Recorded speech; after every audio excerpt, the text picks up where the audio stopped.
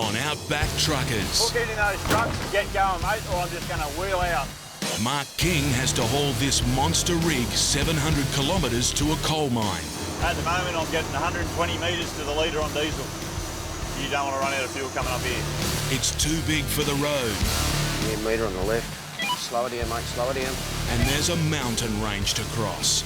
If it moves going up the road, it can throw your steering, it can tip you, it can chuck you anywhere it wants to. In the wilds of northwestern Australia, What I've got here this time, a flash. veteran truckie Steve Graham is in the middle of an epic journey. Trying to deliver essential supplies to a remote community. There's only one way I'm going, that's ahead. But the weather and the roads are conspiring against him. This is seriously bad news. If it rains again tonight, that's the end of the story.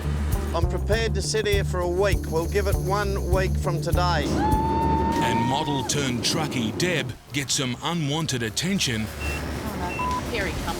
from the law. They'll keep looking till they find something so they can fine us. Kalumburu, at the northern tip of Western Australia. One of the most remote places on Earth.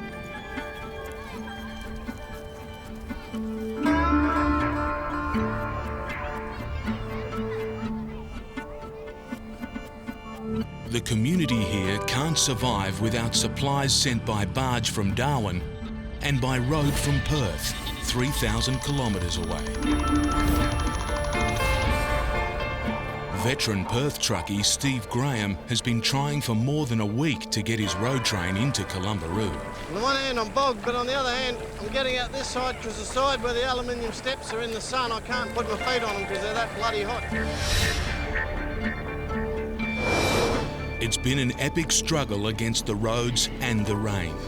It's starting to get a bit serious now. He's stuck just 70 kilometres from his destination. But on these tracks, travelling 100 metres can take more than a day. I'll split this road train up. I'll pull the lead out and I'll come back and get the dogs. I'll take the lead up there past that wet bit. There's a huge amount of interest in this road train getting up there. He's carrying critical building supplies and food to fill the shelves of an empty local store. Every day, I've had people that have got an interest in this load making phone calls to me asking as to how the food for the store's going, which has got to keep everyone going over the wet season. A whole community is relying on Steve to make it. He's managed to get the prime mover through. The water that's laying there doesn't worry me. It's the slippery stuff getting up to the water. But there are still 2 trailers stuck and only a single chain to try and pull them out. Hit pings, that's the one that can take someone's head off.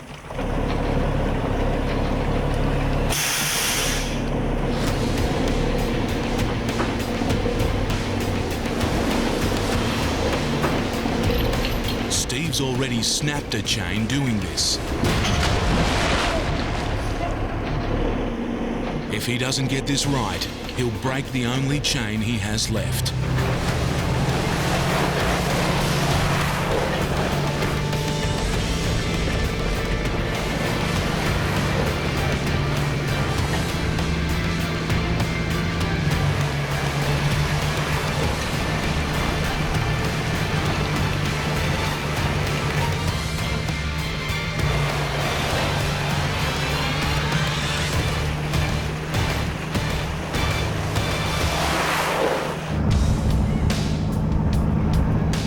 While Steve is finally moving again, his old engine is struggling.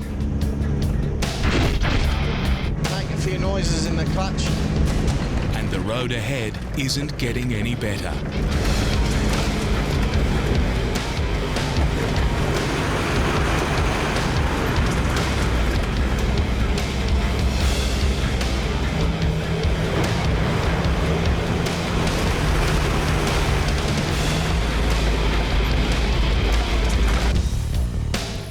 Up the road is the homestead of the Theda cattle station, and 20 kilometres beyond that is this.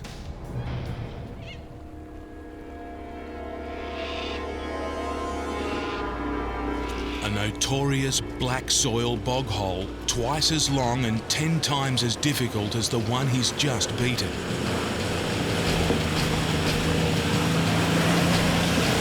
struggle for a four-wheel drive. A nightmare for a 50-metre, 100-tonne road train. That bog hole's been my nemesis since before this trip started. I had a video sent to me of that bog hole when I was in Fremantle loading these containers.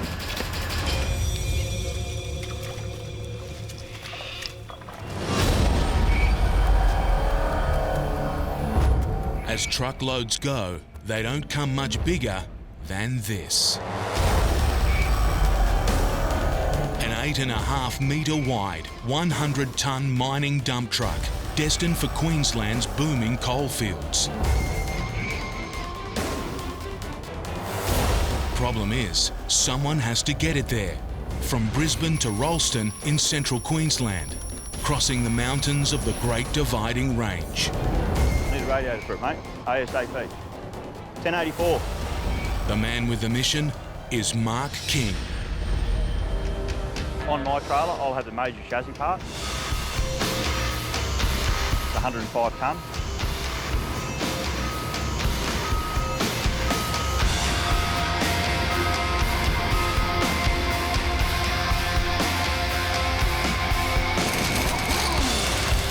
Then the wheels, they're about 6 tonne each.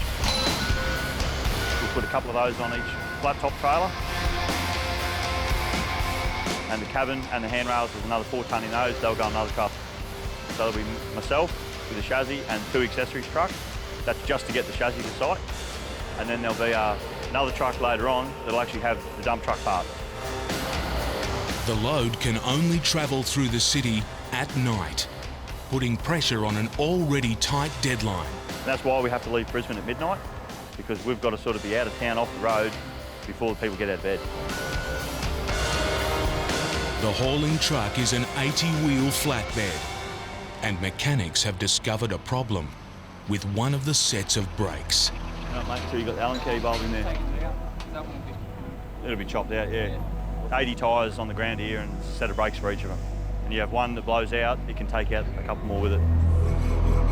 Deadline or no deadline, it'll need fixing before they can leave the depot. 180 tonne going down the road, and we're dealing with general public. You get someone that just pulls straight out in front of you or something, you want to know that you've got enough braking power there to pull the whole load up.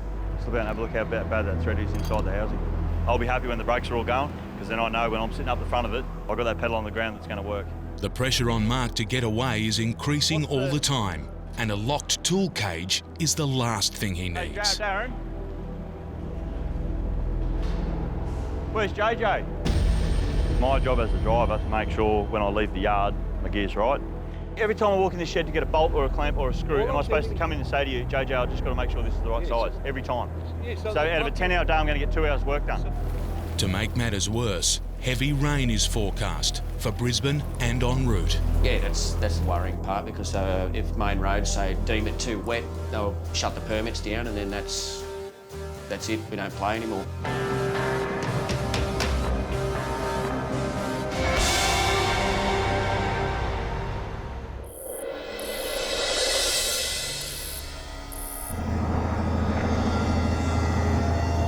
In the central Australian desert, on the road to Alice Springs, ex-model Deb Drew is into the 4th day of a 7,000-kilometre trek from Melbourne to Darwin and back.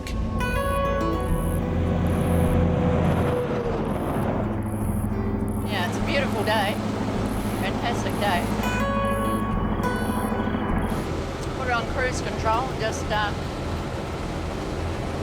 enjoy the ride. After raising 3 children, Deb has decided to get some adventure back in her life. Seeing the country from a truck cabin with her partner Damo. He's beside himself with excitement. He's just concealing it well. Getting paid to see the country. That's wonderful.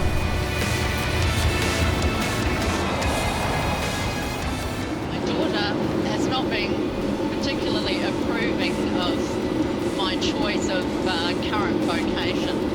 Oh, the shame of it. My daughter went to pretty much the best private school in New Zealand. Her friends' mothers are more likely to be out playing tennis and going out to lunch than driving a Kenworth.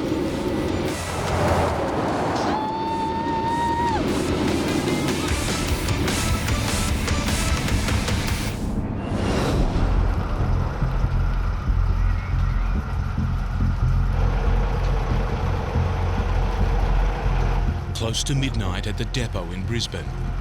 Wide load driver Mark King is waiting to set off on a 700-kilometre trip. I'll get me permit and me gate release. Taking a massive coal-carrying truck to a remote mine. Good evening, mate. All the boys are loaded, ready to go. Just doing the final checks, making sure lights are on, banners are on. Thank you very much.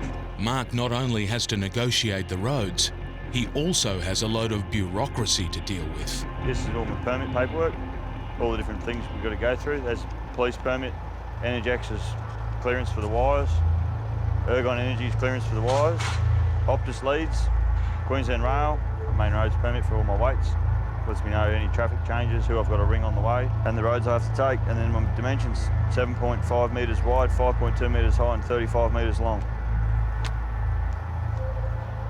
Just file it.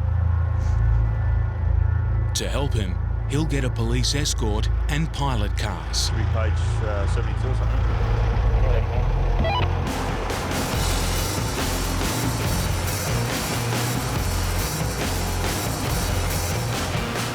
Leaving town's stressful. You're stressed, it's come up, blood pressures are up. I'll duck around on his left, watch his left if you want, Jim. And we head up the highway. I've then got 2 or 3 pilot vehicles with me, a couple of police cars. It's my job to make sure they're doing their job and they're in the positions that they have to be in for road safety. Your left-hand side, mate, got a meter on the pole, feed the electronic board. If there is traffic behind us, the buck stops with me. It's not up to them to just call the shot and get the traffic around and tell someone on the radio, yeah, go around if you want, mate, we're only going slow. Want to clear all this traffic? Yeah, that can be a good idea, man. Can you copy that? You have to be 100% confident and you have to just say to yourself, right, that's it, I'm in charge. I'll take advice from other people, but the buck stops with me because if it goes pear-shaped, I'm the one they come and see. The midnight start means there'll be fewer cars to worry about until morning. But the dark and numerous roadside obstacles seriously challenge Mark and his team. Yeah, meter on the left. Always right up. There, mate, over a meter. Meter on your left, slow it down, mate, slow it down. Nice and straight through there, mate. No. Just want to straighten him up a little bit there, mate, if you can. Hold that line, brother. When I'm driving up the road, I might as well not even have mirrors on my doors because all I can see is the load. And just can't judge the distance between the back of the load and the pole that we're going to sort of sneak past or something like that. So yeah, here's your eyes down the back. Yeah, he relies on what we say and he's just got to try and pick his line. Righto, bend it. Other thing is with these self-steering trailers, they track differently to a traditional trailer. So as you turn the wheel and the prime mover bends on the turntable, it hydraulically operates the wheels and they turn. So that helps you get around corners. Otherwise, you'd never steer something like that with with 10 axles. The convoy has hardly travelled any distance when it hits trouble. Copy that wide load heading westbound on the Logan. Yeah, mate. Yeah, you got a lane closed right ahead of you, mate. Probably about a K. There's an enormous road-laying machine taking up 2 lanes. You're going to have to move it, mate, eh? Yeah, well, they got half the road taken into a pavement, so... The convoy should have been warned about the blockage before they left the depot. Well, if you could get onto them, please, mate, because we're coming through. Do you just want me to get out in front and see what's going on up there?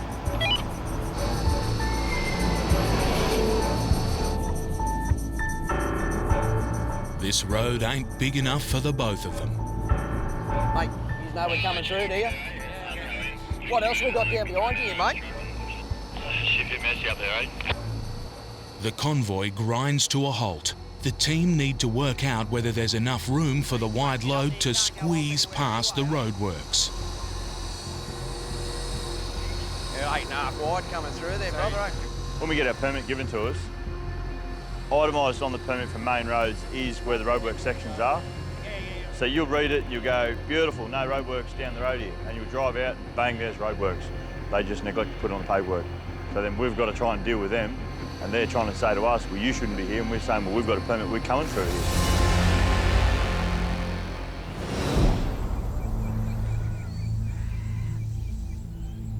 In northwestern Australia, Steve Graham is resting up before he tries to get his road train through this notorious bog hole.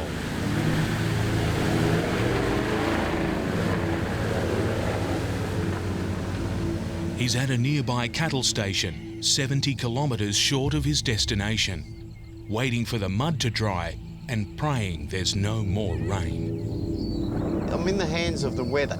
I've been here before. I've been stuck on the road and I've waited. I'm stuck on the road and I'm waiting. I've got plenty of tucker. If I've got to wait a week, I've got to wait a week. If Steve can't get through this way, he'll have to risk turning back and take his load the long way round to a port where it can be shipped to Kalumburu. And the retreat plan will be to Wyndham, offload on the wharf and barge it in at a later date. There is a barge leaving Wyndham next Tuesday or Wednesday, but it's already half loaded. The barge can take 40 tonne at a time. I've got 60 on here. It would mean 2 trips. It would mean the increased cost of me trucking this gear back to Wyndham and get it on a barge. The pressure's on to persevere and go the way he'd planned. But it all depends on the condition of the bog hole. And have a look at this horrible end. Where's the shittiest bit? If it doesn't rain, and it's not going to rain for the next few hours, I'll give this a go late this afternoon. While he waits for the bog to dry off, Steve turns his attention to another concern. His 18-year-old engine has been leaking oil the entire journey and may not be up to dragging 3 heavy trailers through a swamp. It's like praying to God every morning, the Kenworth prayer.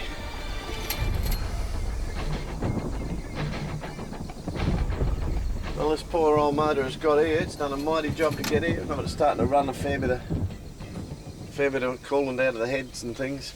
It's not good. After 2 weeks of blood, sweat and mud on the road, tea and scones at the homestead sounds like a good idea. The scones are as good as ever. I thought you had a hard time, Steve.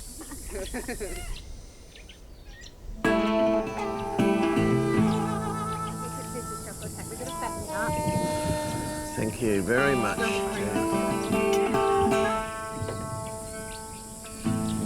Beautiful.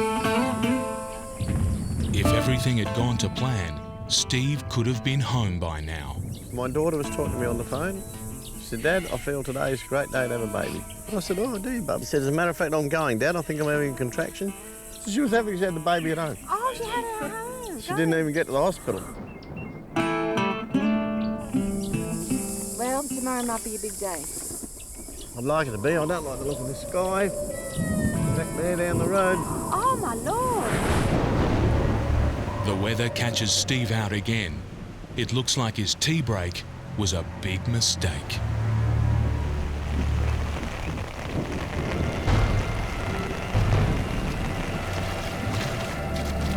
I came out here a little bit earlier, a couple of hours ago. It was hot.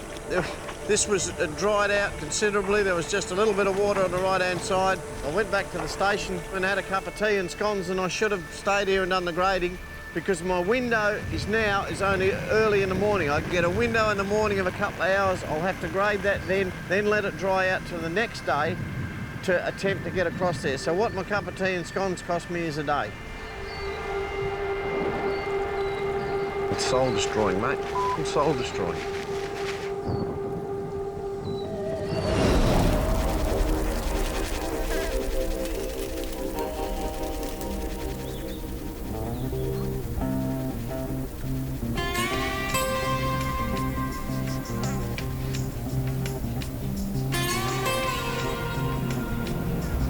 On the desert highway en route to Alice Springs, Deb and Damo are still hoping they can alter their schedule.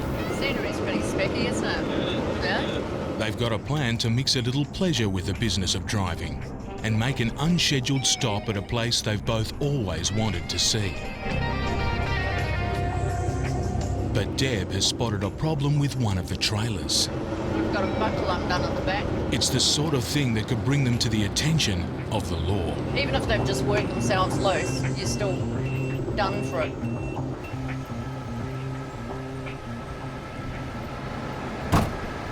just kind of work themselves loose sometimes, and we actually get fined for that. If it's for every buckle that's undone, it's worth about $125 in fines, even if they work themselves undone and that's just happened.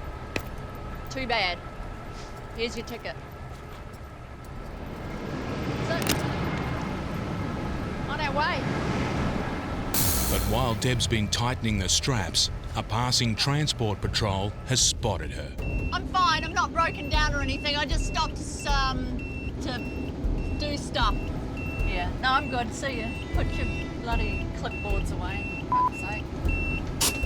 They stopped and bloody thought that there was something up. Oh no, here he comes. Oh, they're traffic inspectors. They've stopped. Because I'm stopped. Hello. Good. Yeah, no, we're good. Yeah, no, I was just pulled over to, Oh, what a good idea. He's going to check some things while we're here. Yeah. Good. Fabulous.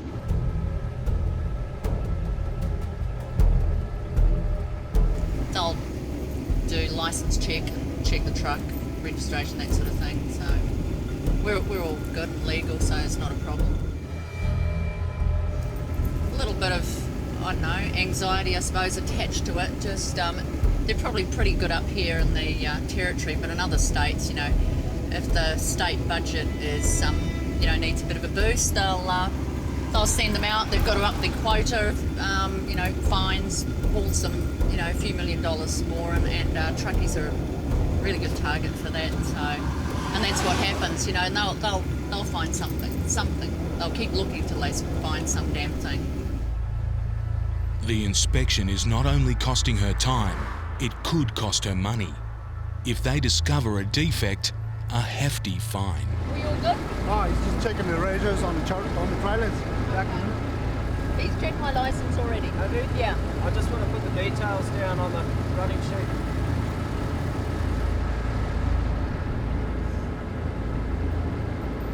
Thank you. So they check my license, and they're checking the registration. That the registration is up to date on the truck and trailers.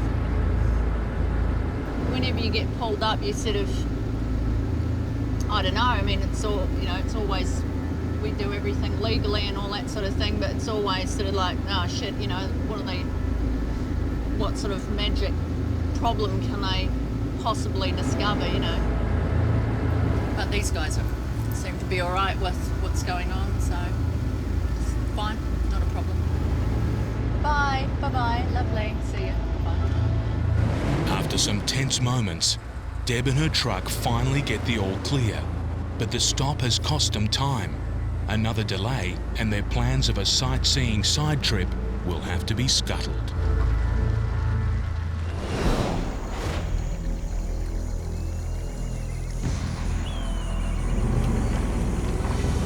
There are blue skies above the bog hole that's trapped Steve Graham and his road train, but the story on the ground is not so encouraging. Our Father, Wishart, in heaven, Harold be thy name. I think Harold Wishart has won this round. I'm not saying he's won it yet, but he's close to it. It's 100 metres of thick black mud, more than a metre deep in places. And there's still more rain around. The only real rain in Australia is right here where we are. I was, you know, 100% positive that I'd get this load in the last 70 odd kilometres to the destination. I'm only 70 kilometres short of it. If the road's washing out and there's a great gully forming in the road, well then it's beyond me then. I need local government to, you know, to rebuild roads. You know, it's the decision-making process is way beyond me then. I can just simply put the alternatives to people who want this load in there, who want food in there, who want the building materials in there, and it's up to them at that point to call the shots. I've had lengthy discussions with everyone involved. I'm prepared to sit here for a week. We'll give it 1 week from today. No rain tomorrow? Monday, no rain. I'd have a go at it. I'm still got a feeling that we may get a window of opportunity in sometime within the next week. Over. The situation is so dire, graders have been sent from the community Steve's supposed to be supplying. But he's got trouble getting traction there himself. Food and building materials are long overdue. You need your stuff off that road train down there? Contractors are relying on him. We're ready to start doing some work, but we need fencing gear, which is on the truck. Well, we're not working, we're not getting paid. You know, we've got to put something up to get paid. So. Patience is starting to run out. They offload some of the freight in the hope they can get it the rest of the way on the back of four-wheel drives. It's a plan until Steve gets more bad news on the weather front. Just been told they've had 5 inches of rain at Kalumburu. There's a river between here and Kalumburu. Rain has made crossing it impossible. Now, everyone's stuck. Don't rush. Kalumburu just had 5 inches of rain. Well, You're here tonight, mate. Nice food, lovely people. Welcome to my world, gentlemen. A world of sadness and gloom where you go off to do a little, you just say, right, I'm going to do this today, and then rain buggers you up. And you know what? I wanted to be a trucker years ago. Geez, I'm bloody happy I changed my mind. It's Outback trucking. Shit happens. This is where we're at.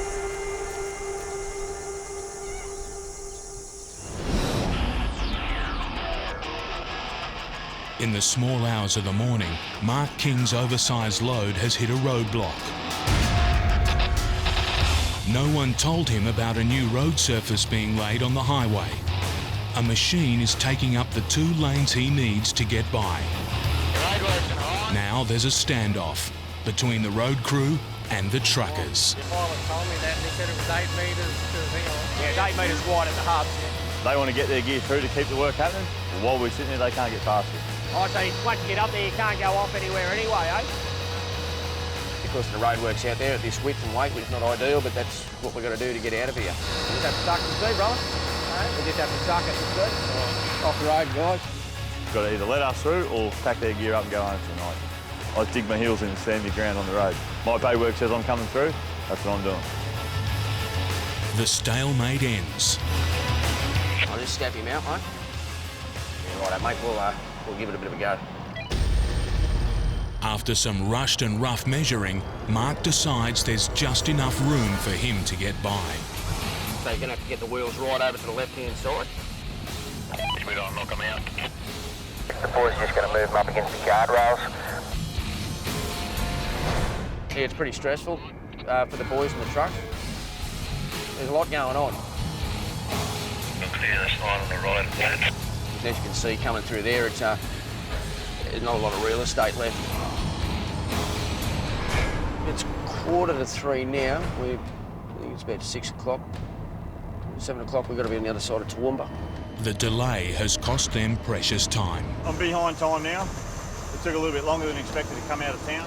If the wide load is not out of the urban area by sunup, they risk breaking their curfew, and the police could order them to stop. Yeah, we shouldn't really be going this way. This is sort of out of the way we need to be going, but part of the permit restrictions. And the road works out on the Ipswich motorway. We have to come out this way. Yeah, just back onto it, mate. Stay going crash for us, would you? Because I'm only just coming into the first roundabout now. And their progress is about to be slowed again by a series of low bridges. We'll actually pull the load up, lower the trailer to the lowest possible height we can do, and just travel underneath it like 1 kilometre an hour, if that.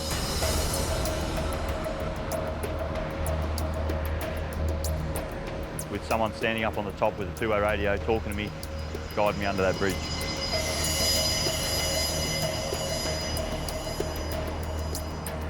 Some of those bridges we get down to less than 10 millimetres.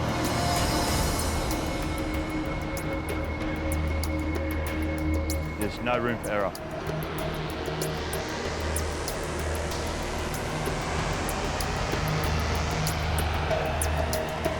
Yeah, you're clear, buddy.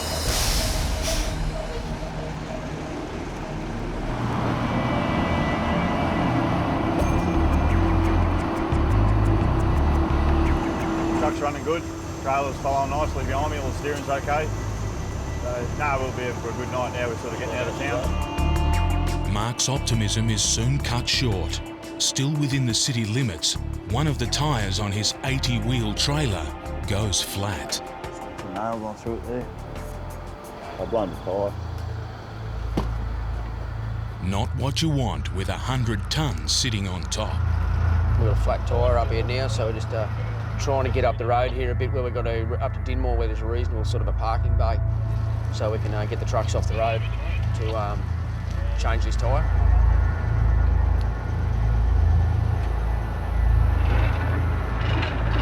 While you're on the road, you're doing the maintenance. If there's a tyre that's gone, you change the tyre. You can't afford to just park up and wait a day for a mechanic to turn up, because while you're parked there, there's pilot vehicles staying with you and there's police pilots with you. You're paying them per hour. It could cost you $3,000 in outgoings for the escort vehicles that sit with you.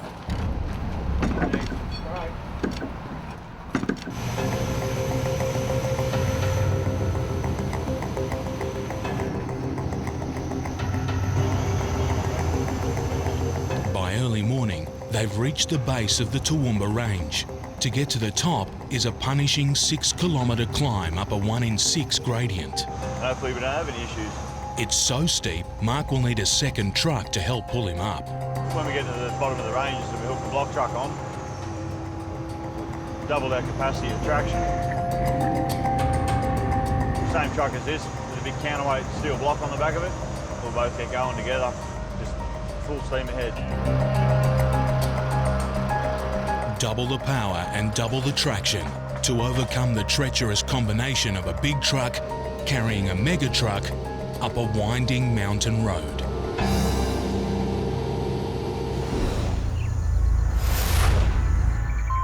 Steve Graham's road train has been stranded at a remote cattle station now for 5 days. Rain has been filling up a bog hole that Steve needs to get through.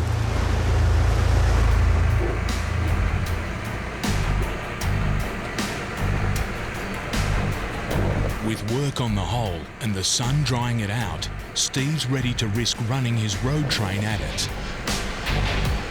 In a few minutes, another couple of little tidy-ups, I'd be able to get my prime mover at least to that big clump of dirt there, at least to that point there. It's amazing how optimistic it makes you when it doesn't rain on it for the day.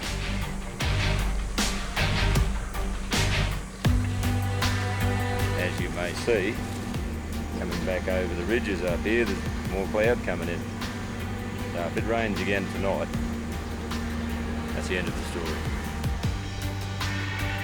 There's only one way I'm going, that's ahead at this point in time.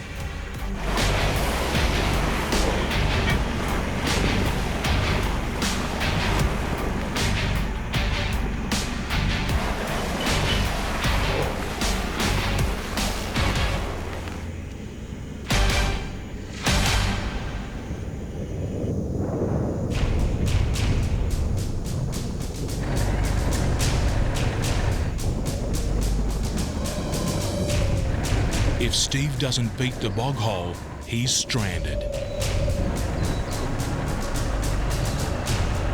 Out here, there's no way he can turn his road train around. We've been waiting here at Theta for a week. We've had the last 4 days without rain. It doesn't look like it's going to rain for a couple of hours or so.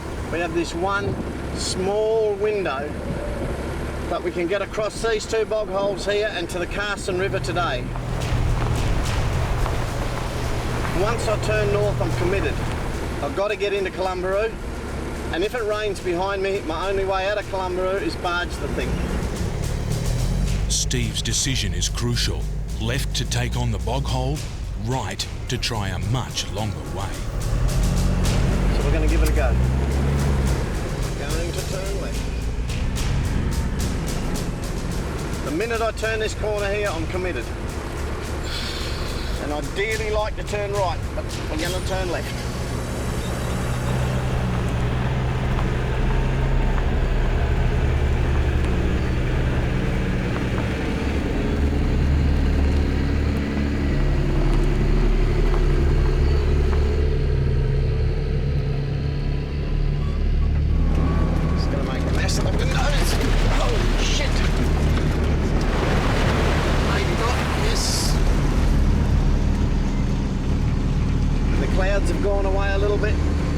like to think that, you know, I've got 3 or 4 hours to play with these bog holes.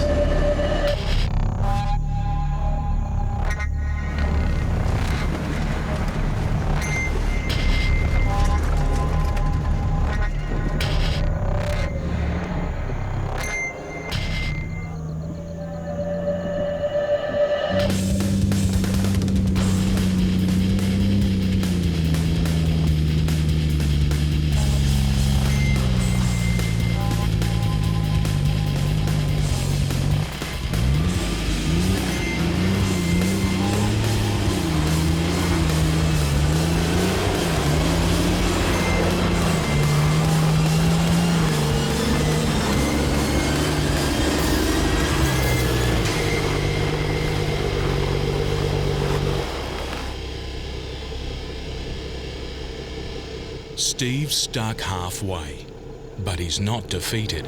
I'm feeling good. I got to where we said. The chain should reach to there. We got to where we wanted to get. Was that tyre near enough? I should be able to pull it through from here. I've got to keep going. There's rain coming. From here, all hope rests with the chains.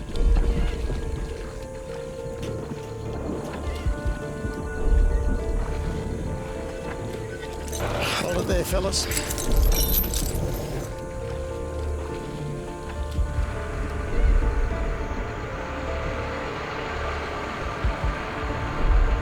One toot is go. One, just stop. And 2 stop. Now it might look like nothing's happening. Just keep them going until you hear that double horn. Then shut them down. Please.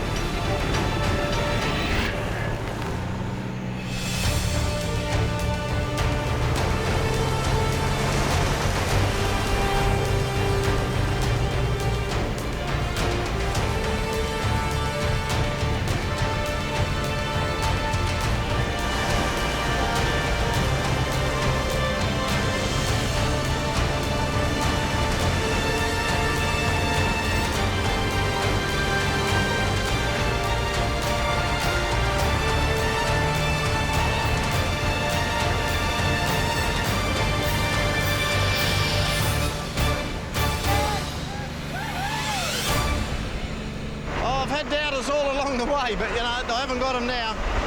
He did know what he was doing. He maintained focus and he knew what he was doing.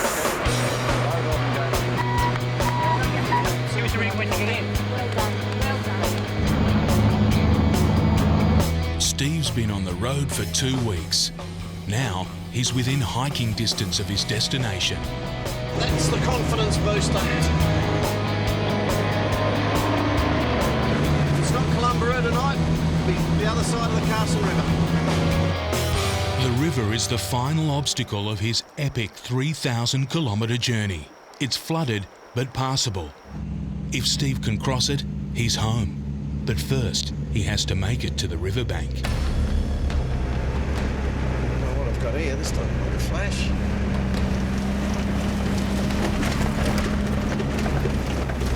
This stuff won't flash at all.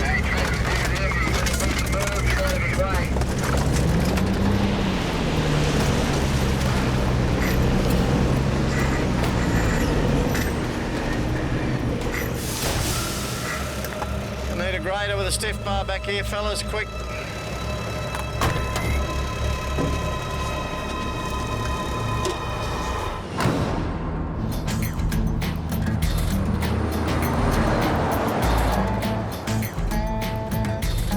On a highway in Central Australia, Deb and Damo have made it to Alice Springs. They have to pick up a cargo of red sand, but if it doesn't get loaded straight away, their plans to go sightseeing may have to be scrapped. In places like this, you can't actually go in and make a fuss and, you know, get people to hurry up. They do things in their, you know, their own sweet time. We're waiting for a forky to come out from somewhere. It must be Smoko or something. I haven't a clue, I don't know.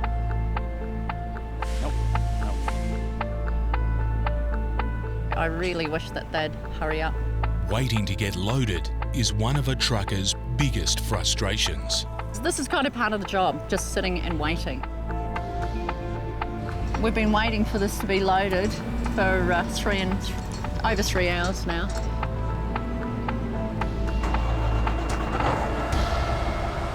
When they finally get rolling again, they've lost 4 hours. But Deb's determined. She's not coming all this way without adding something to her photo album.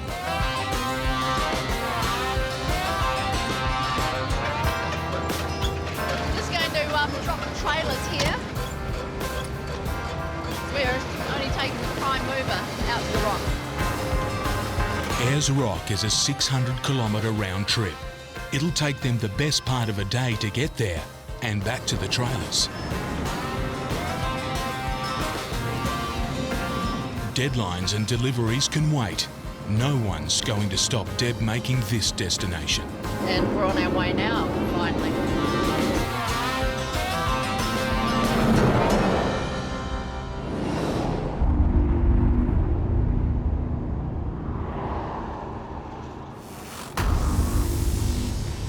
On Queensland's Toowoomba range, wide load driver Mark King is preparing to haul a 100-tonne mining dump truck up a notorious mountain pass. The load is so heavy and the mountain pass so steep, Nick! Guide Scotty, would ya? it'll need 2 trucks to haul it. No, when we launch from here, I'll push you out, because this is dangerous. A lot can go wrong. If it does, it's Mark's job on the line. I'm 175 tonne, mate.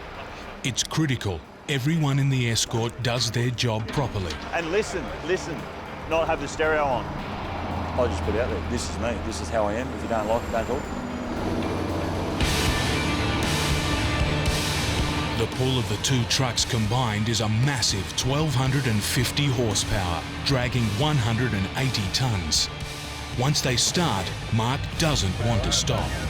Other road users are going to have to get out of his way. Hook into those trucks, get going, mate, or I'm just going to wheel out. Coming through as fast as they can. Typical wide load driver. Oh, yeah, whatever.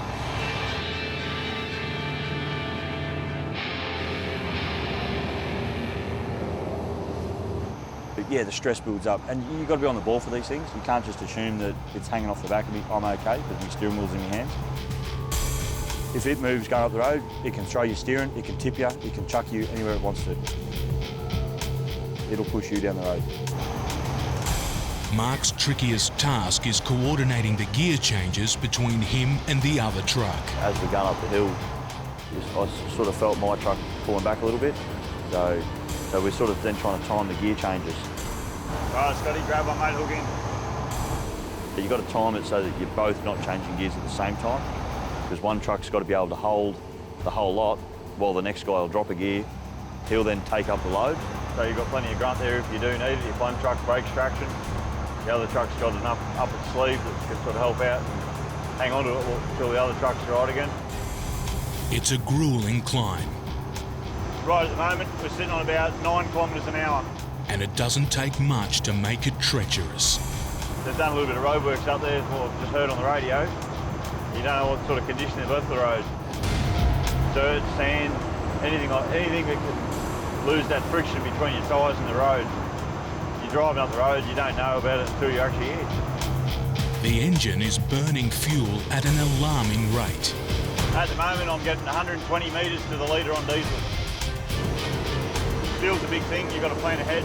You've got to know how far you're going to get and just to know the roads. You don't want to run out of fuel coming up here. While his truck is pulling well, Mark's concern now is the state of the road.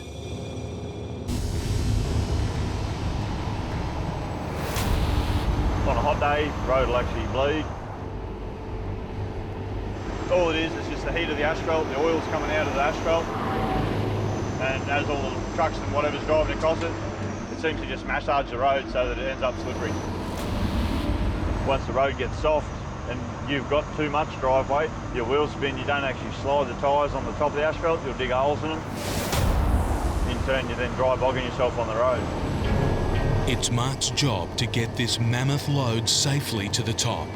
He's one of the youngest drivers to take on this huge responsibility. I'm towing one of these module trailers. Apparently in the industry it's looked upon that you must be an old bloke to drive one. The average driver in the transport industry is around 50, 55. I'm 32. Stress levels, they're up a bit while you're going up the hill. If something goes wrong, there's a lot at stake. 90% of the loads that I cart are mining equipment, up around the 100-tonne payloads.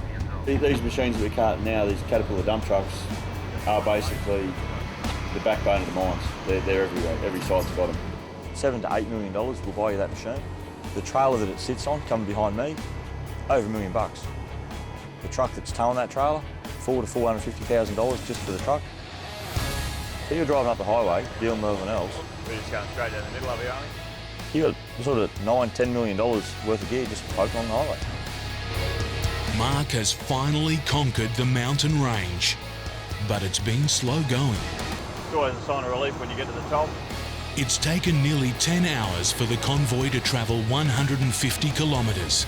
That's 15 kilometres an hour. Slow progress, and there's still 500 kilometres to go.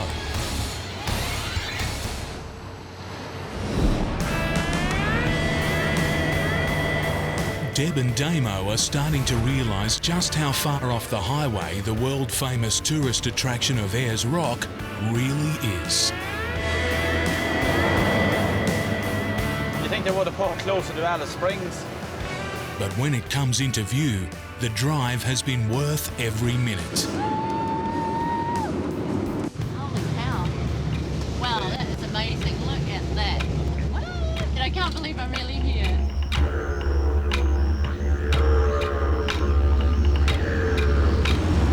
The rock was worth the trouble.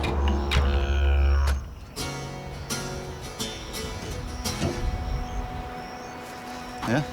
Yes, so. Right. Thanks. It's another place to cross off her must-see list. Another reason this ex-model and mum dusted off her trucking licence and took to the road. Getting paid to see the country is wonderful. Isn't it stunning? Wow, finally here. What a journey to get here, having to drive from the bottom of Australia to the top of Australia and then back down again. This sort of thing certainly makes the job worthwhile. Yeah. Yes, cheers, cheers. Cheer, cheer. Good trip.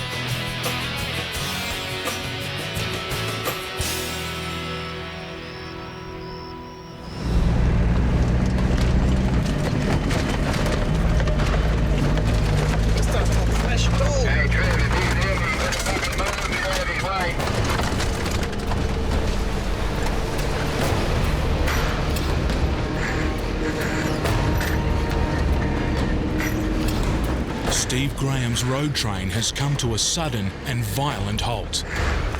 Need a grader with a stiff bar back here, fellas, quick.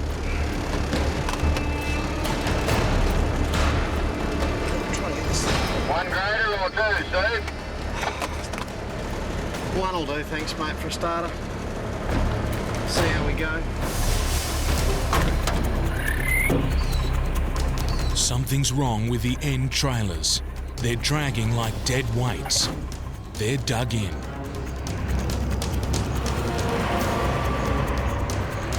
The graders are Steve's only chance.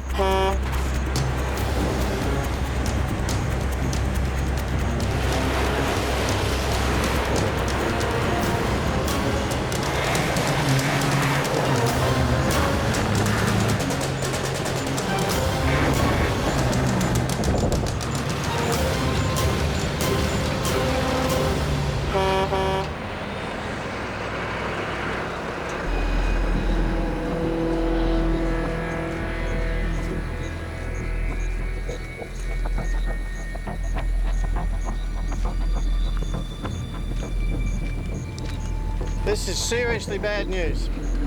The road has caved in, completely burying the trailer's axles and wheels. Steve was almost in sight of Kalumburu. Now he's in more trouble than ever.